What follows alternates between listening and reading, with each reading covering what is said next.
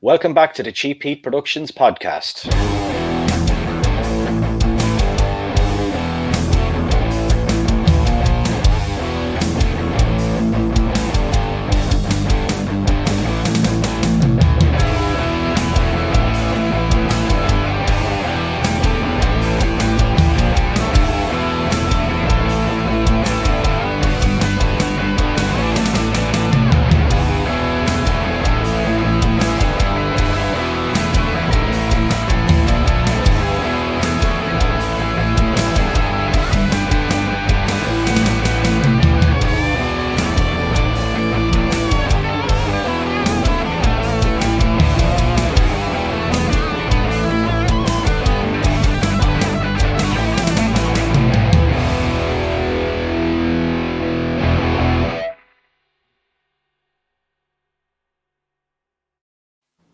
Okay, welcome back to the show, and I've got a great guest today. I just seen you nodding your head to our new team tune there, so Mr. Kevin Mullally, shout out to him from the Block C band. You're the second person that's played for, and the other person was just like, yeah, they really liked it. So today I'm joined by Mr. Lew Temple, that you'll probably know from the screens of The Walking Dead and various horror films, including Rob Zombie's Halloween and Devil's Rejects. How are you doing today, man? Hey, Morris, thanks for having me on Cheap Heat, and I like your intro. That's that's a big splash, and a lot of familiar faces, obviously. Have you ever been in the ring with any of those gentlemen? No, thankfully I haven't. I haven't ventured into the ring. I think it's too late now in my career to do that. Yeah, probably a wise decision as a as a podcaster. You might take harm. I think not. Yeah. You were telling me before we started recording that you have like a few maybe experiences with a few wrestlers. Do you want to share any of them with us?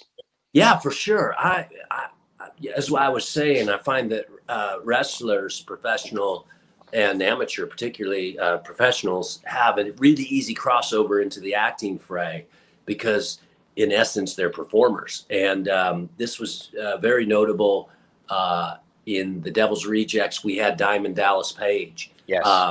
Who's fantastic, and he is diversified where he has yoga for men, which is great here in Los Angeles, and he kind of removes the silliness of yoga for working sots that may think it's a little too sissy, and Diamond's not sissy at all. So, but he's actually a great actor, by the way. And then a friend of his I got to see a little bit, though I've never worked with him. Was Stone Cold Steve Austin, and who also does fairly well on screen. And so I was around Steve with Dallas, and they have this sense of performance or bravado that shows up. It precedes them, and it lives on screen. Just look at The Rock, right? Yeah. And so I think they have. Definitely have chops that are ready available to be used. So I'm always looking for people in that sport to cross over, as well as the female wrestlers too. Carly Perez is a friend of mine. She's a really established female wrestler, but she's also a really good actress too that I've worked with. So yeah, it works, man.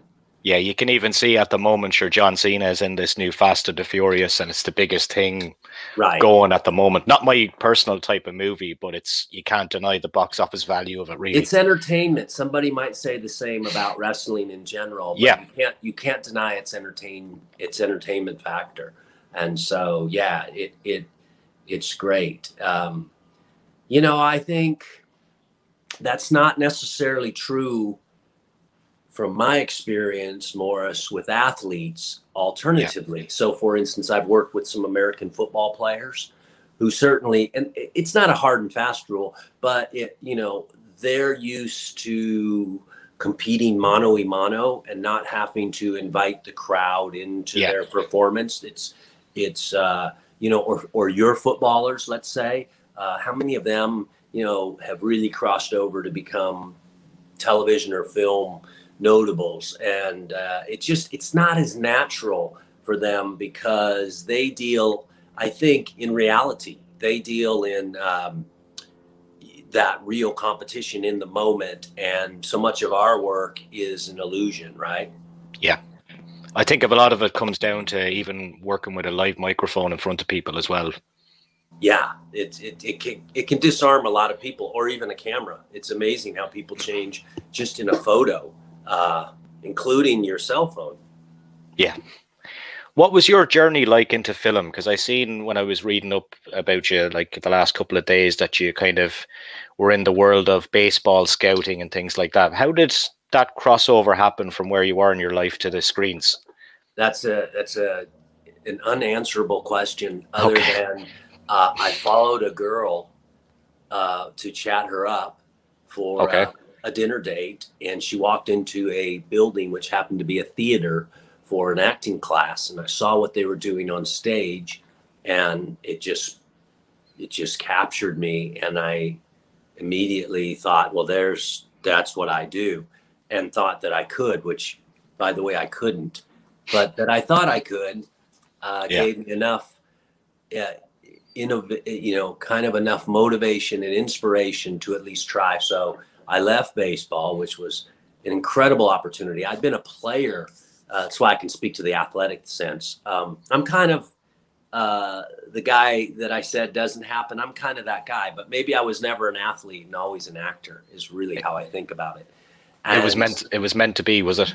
Yeah. And so I left baseball, went back to school in Brooklyn to study acting, and then came back really doing theater in garage theater, where I finally worked my way up in the region that I lived in, Houston, Texas, to the large Lord House Theater, and was just doing Moliere, Shakespeare, Mamet, whatever was on the season, and kind of happily working, not thinking much about film. And then I got cast in a film, and it kind of also piqued my interest, and then things started to happen.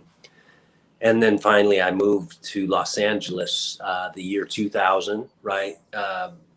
2000, the first of the year. And then 9/11 happened very shortly after. And I went back. I got very sick at some point with leukemia, and had my little dance with some very trepidatious times, very uncertain times, and medical attention for about 8 months, and then got well and came back to Los Angeles to pick up a career, and have been fortunate really ever since. So I don't know if that's a really long answer to how that happened. What I would say is there's no one way to do it. For certain, you can go to drama school, no doubt. Yeah. But in today's technological world, there's so many avenues to expose yourself. I mean, from TikTok to Instagram Live to YouTube, for sure. If you've got a story to tell, you should be telling your story. My favorite line out of a animated movie that I did called Rango, the Spirit of the West says, "No man can walk out on his own story." And I believe that to be true. You are actually going to have to tell your story, as you're doing right now on your podcast, Morris. So, if you've got a story to tell, find the avenue to tell it. And during that time when you were working kind of in the early 2000s on horror stuff, you worked on a few movies with Rob Zombie, a guy that, I like his films, I love his music. What is he like to work with? Yeah, he's amazing. He's fantastic. I always say about Rob, he knows what he wants, and he wants what he knows. And there's not really any gray area in between. Okay. And he's good about maybe trying a few things outside of what his intentions are, but he's really quick to say that doesn't work and let's move on, even if it's his idea. So a day work with Rob is a lot of fun. He's got a great sense of humor. He's a regular guy, but it's also a lot of work, and it's a lot of intensity. And he's brought you in to provide the role, the character that he's built. And he wants you to bring something to the party. He doesn't want to have give that to you as a writer director. He's kind of built the blueprint, but you do all the finish work on it. And so he's really got a great sense of storytelling. I think he just keeps getting better and better. I knew of his music, White Zombie, before I had met him. I auditioned for The Devil's Rejects. I had never read a horror script. I had seen horror movies, but I wasn't what you'd call a horror fanatic. You know, I had seen things like Dawn of the Dead and The Hills Have Eyes, and mainly monster movies, you know, the old Hammer films. But I wasn't what you'd call a horror fan. So this script that I read was alarming when I read The Devil's Rejects. But I went in, the casting director knew me, and she thought I would be good. And she thought Monica Mickelson was her name. She thought Rob would like me. And he did. And he offered me that role. And I was like, oh, I don't know. I'm going to go work for Rob Zombie, that guy, that, you know, devil worshiper. And so I called a friend of mine who he had worked for Rob, Walton Goggins, and he had done House of a Thousand Corpses. In my favorite scene, there's an execution between Otis, Bill Moseley, and Walton's character, where the camera pans way up overhead on an execution scene. And Walton said, buddy, do yourself a favor, go do the job. It'll be a great time. You'll have a friend for life in Rob, and truer words never spoke. So, and we've been fast friends ever since. I've done 4 movies with Rob, Devil's Rejects. He did a animated feature called Super El Beasto, which I was part of, a little small part. Halloween, I haven't seen that one. Halloween, and then of course 31. And now he's, you know, pushed on and done several others. So I really enjoy working with Rob, and I respect him a lot. And I think he keeps evolving, as you have to as a filmmaker or storyteller. Do you find that working with Rob helped you when you were going into work in The Walking Dead, or was it a completely different kind of environment? It is different, I have to say. And oftentimes I would like to, having worked for Rob and then worked on The Walking Dead, I would love to see Rob come and direct a couple of the episodes. Rob is very visceral, very intense and in the moment. And The Walking Dead has all of that, but there's an immediacy to it that we have to get this done because we've got 10 days to make this little episode, which is a small film in and of itself. So there's this just continuous pace to it. And when I was on The Walking Dead, the stories were all leading through the sheriff, Andrew Lincoln's character, Rick. And, you know, we had a little more time to do takes for Andy to get it right. But then the show grew exponentially, many more storylines as it has right now. And those opportunities are not as available. So I think the pressure of getting it done and getting it done right is the stakes are a little higher for the television. Not to say that they're more important. It's just a time factor. So it is a little bit different. Also, it's really well rehearsed, The Walking Dead. So things that might organically happen on the set of Halloween in a scene with Michael Myers, and then all of a sudden this happens. On The Walking Dead, that magic occurs really quick, lightning in a bottle, just because there's so much familiarity with the cast and the crew and the writers and the producers and the directors. So it's a little bit different, but Rob would excel on that show. He'd be fantastic. Yeah, when you came in, it was season 3. A lot of people's favorite season. A lot of people would say the first 3 seasons would be probably their favorite, you know? Yeah. And when you look back on it, like, do you think that maybe your character should have got longer, or what way do you feel about that?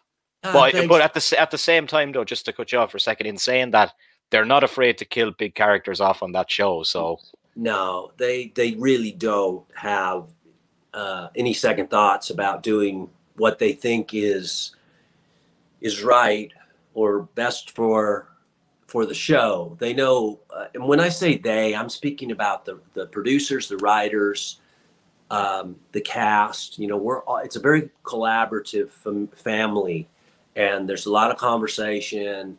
There's not really a hierarchy.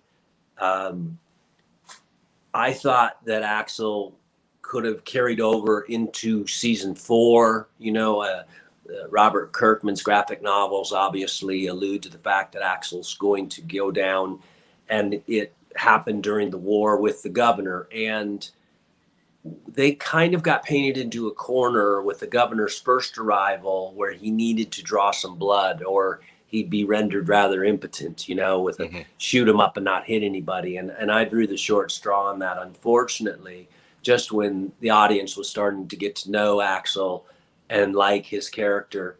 You know, Morris, when you get told the news, which is about 3 weeks in advance, when I got told, it was like, it looks like it's going to be you.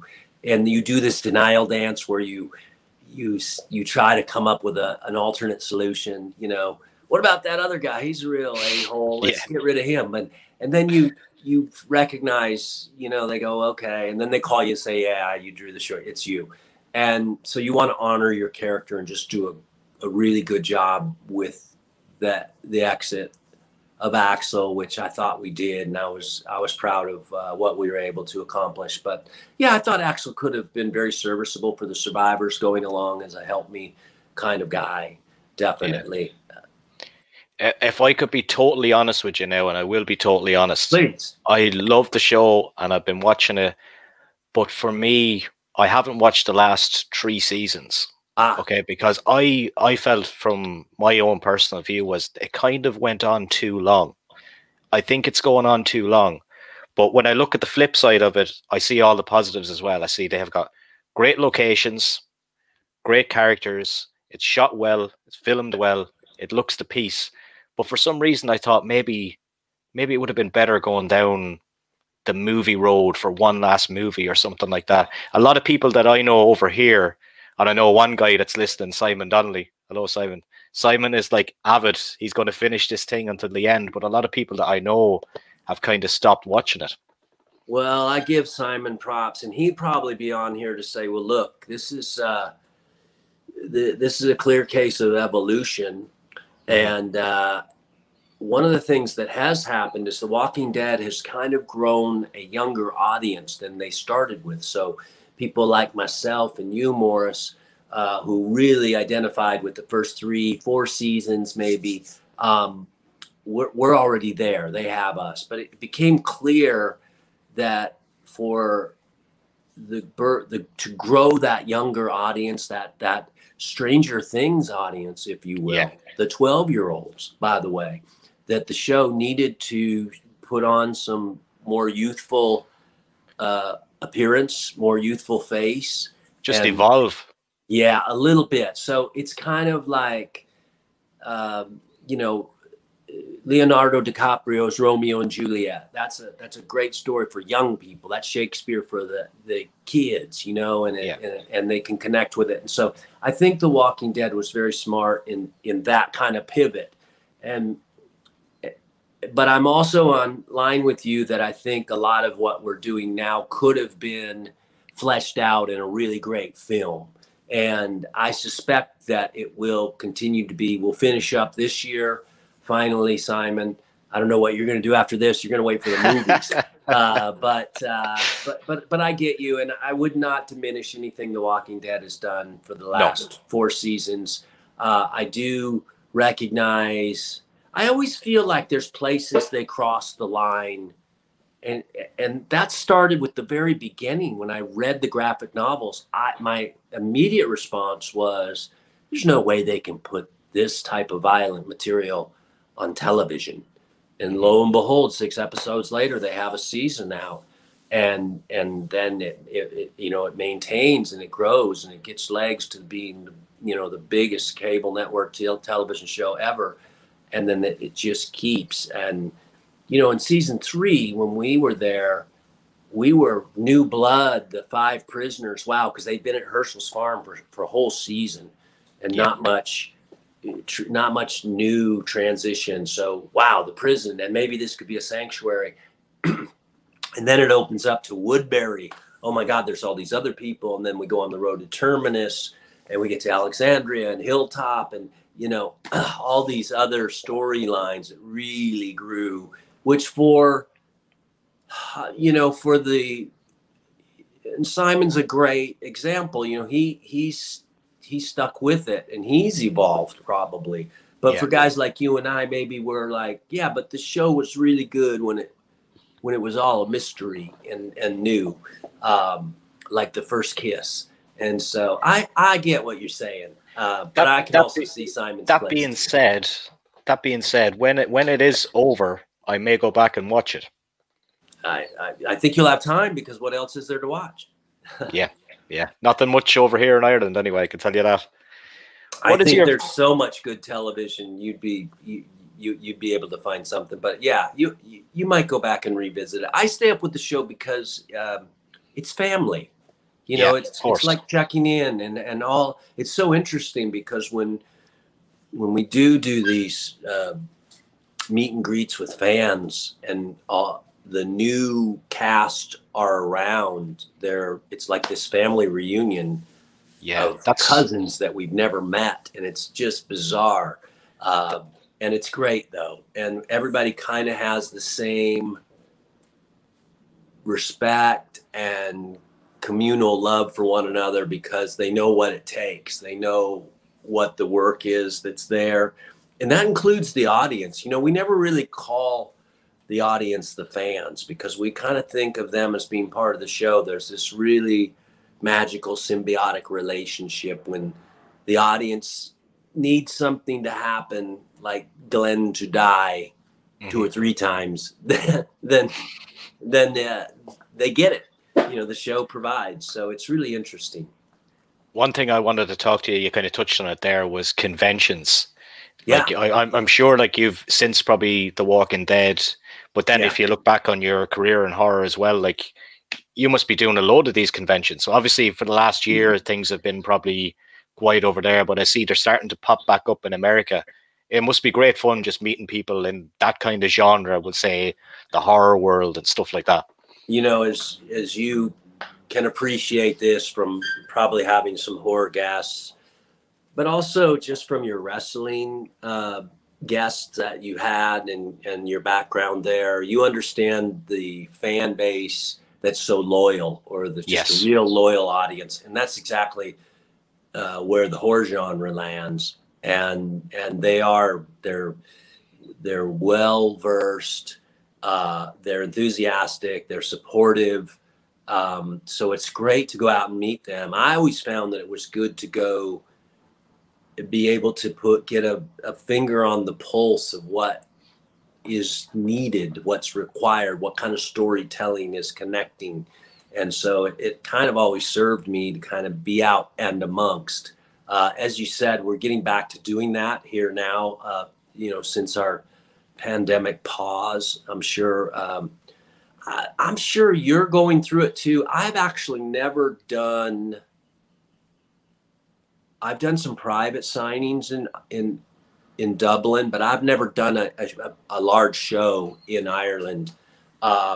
I think there are a couple, and I'll look forward to doing a couple for sure. But I'm in the UK quite a bit to do them. Now, one of the things that you're experiencing, I'm assuming, like the UK, is a certain there's a quarantine process. So even if we do come over, don't we have to? You know, I think you have to quarantine for 2 weeks over here. Yeah, that's a real time kill, you know, and it's rather prohibitive. I mean, even to and it's expensive as well. Yeah, to visit. I'm trying to get over to see family. As I mentioned, my missus is from the UK, and just to go over there, we've got to sit 2 weeks before we can go visit anybody, and that's in your pocket, as you know. So, so we'll wait patiently until it's a little the country, the island is a little bit safer, I suppose, and feeling comfortable about or letting people in. But I respect it. I know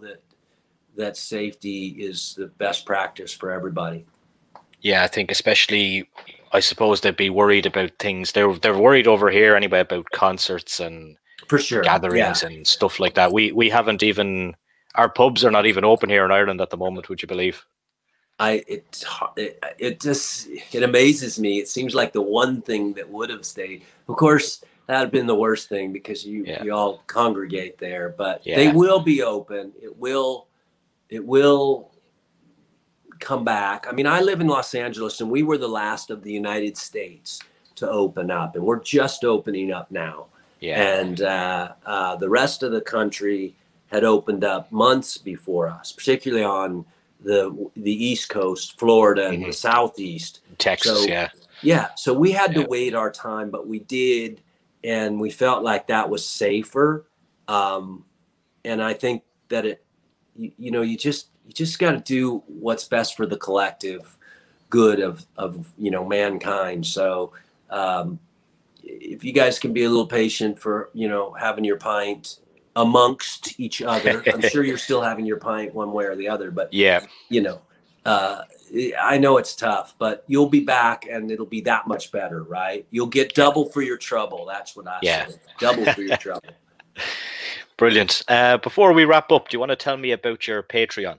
I've seen it on your Facebook page. I do. And what's involved in it? It's called the Texican. I'm kind of a Texas native, and so it's a storytelling subscription-based website where I try to take writing that I do, scripts and stories, and provide or present them to my Patreons to allow them to read what's going on in my head, or notes from scripts of things that I've been cast in, or audition pieces, and let them know, hey, here's my approach, here's what I'm thinking, here's what I'm doing behind the scenes, here's how I'm preparing. What are you doing? What are you doing to write your great novel? How can I help? Throw me your idea about your story, and let's get you on and try to get people moving on there's the thing that's in their mind that's wheedling around in there that needs to come out in one form or fashion. And it's $5 to join, and I just try to be as serviceable as I can with my craft, so to speak. So it's called the Texican on Patreon. Yeah, man. Yeah. I'll put the link in the description of this video. Bless you. That's fantastic. So when you meet a variety of us from whatever walk of life that is, the wrestling or the acting or the musician, what is it that you find becomes the through line? I'm curious. What carries them all together?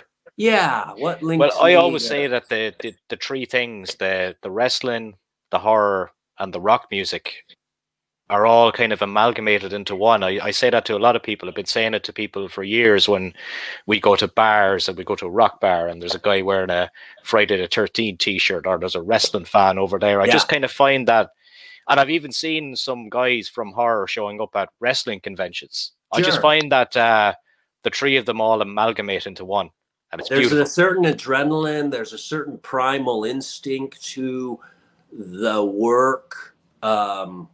I know in the horror genre, and I was fortunate to be exposed to people like Bill Moseley from the Devil's Rejects, or Sid Haig, who we've lost this past year. God rest his soul, he was great. Or William Forsythe, or Ken Foray. There's a different tone to their work that I recognize, and I'm very fortunate to have been exposed to it. But there's a certain lean into your invasion of your personal space, a little bit like heavy metal music invades your personal space, a little bit like a wrestler that's in your face, brother. Yeah. And so I think that you're right. I think that's really interesting. And maybe it's not for everybody, but I think it's well within everybody. I think there's a wrestler in all of us waiting to come out, right? Yeah. Lew, it was an absolute pleasure to talk to you today, and it's great to know that we're on the same wavelength. Thank you, Morris. Thanks for having me. I really have enjoyed our visit, and I look forward to doing it again, my friend. Yes, hopefully soon. Very good. All right. And thanks for everyone that's tuned into the Cheap Heat podcast today. Keep on following Morse, and, smile. It makes the world a better place. We can do that. Thanks, Lew. All right.